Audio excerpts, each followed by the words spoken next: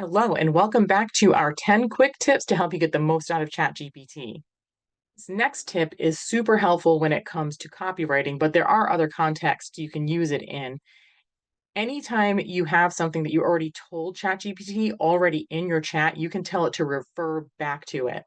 For example, when I prompted it to write this YouTube copy, I told it to refer back to my prompt above where I provided our voice, tone, and goals in writing.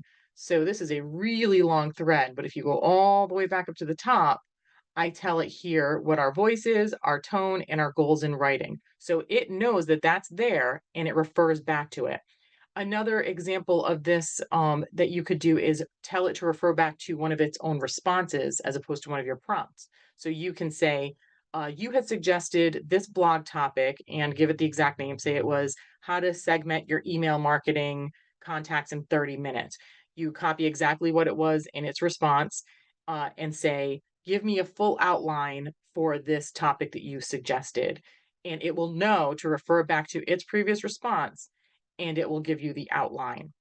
This is a great time saver so you don't have to keep telling ChatGPT the same information over and over again.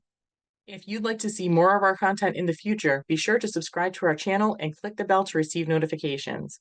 If you need a little extra help learning about ChatGPT and how to leverage it for your marketing, visit technologytherapy.com to partner up with a mentor who can walk you through step by step.